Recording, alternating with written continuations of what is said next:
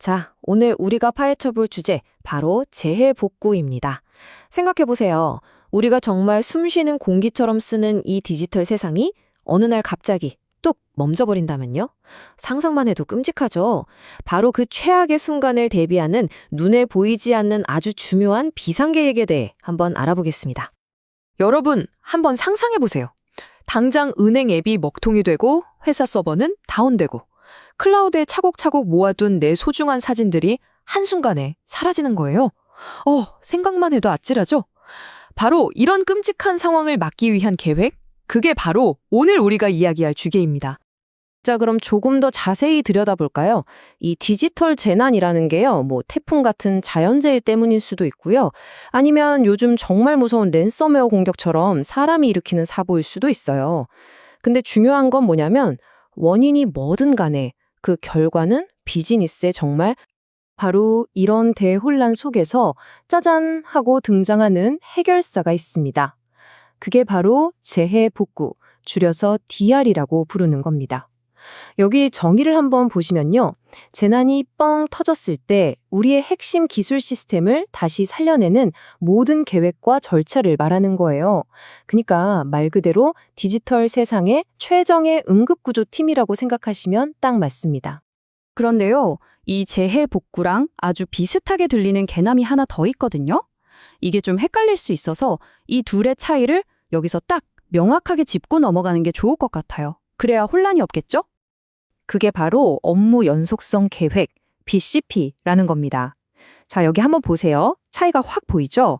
BCP는 뭐랄까 회사의 인력, 시설, 고객 응대까지 다 아우르는 아주 커다란 우산 같은 거예요.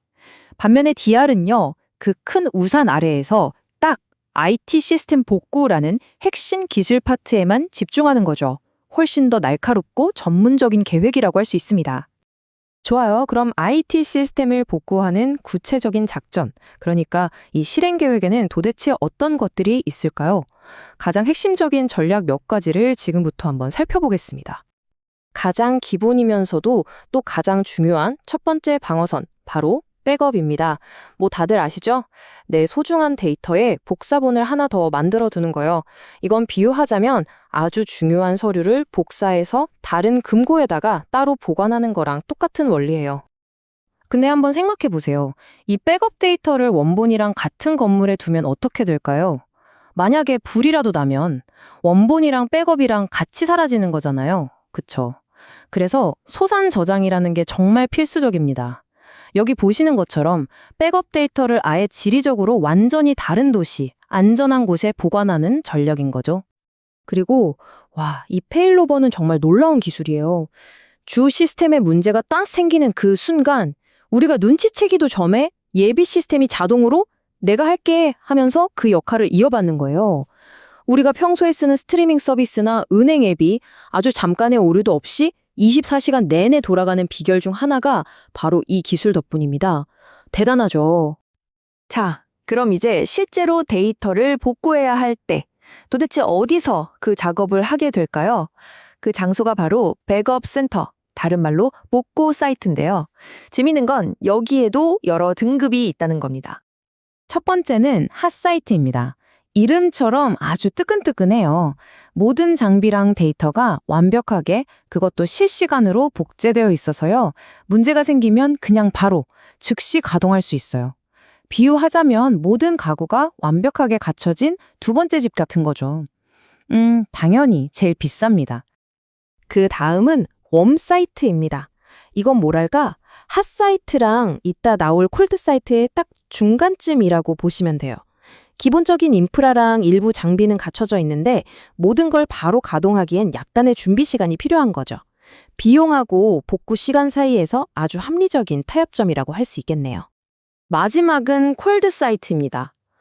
이건 그냥 전기나 냉방 같은 기본 설비만 갖춰진 텅 빈 공간이라고 생각하시면 쉬워요. 장비를 아예 처음부터 새로 다 들여와야 하니까 복구 시간은 가장 오래 걸리겠죠? 대신에 비용은 제일 저렴합니다. 자, 지금까지 재해복구의 여러 가지 측면들을 쭉 살펴봤는데요. 그럼 도대체 이 모든 게 우리한테 왜 이렇게 중요할까요? 그 핵심을 한번 짚어보겠습니다. 핵심은 뭘까요? 재해복구는요, 단순히 잃어버린 파일을 되찾는 그런 수준을 넘어섭니다. 이건 어떤 외부 충격에도 쉽게 부러지지 않고 오히려 더 강하게 회복하는 아주 강력한 디지털 탄력성을 만드는 일이에요.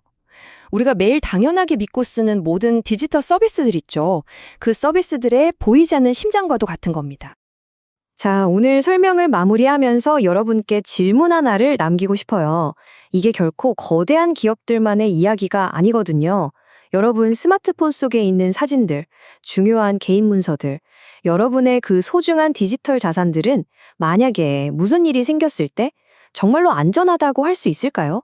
한 번쯤 꼭 생각해 볼 문제입니다.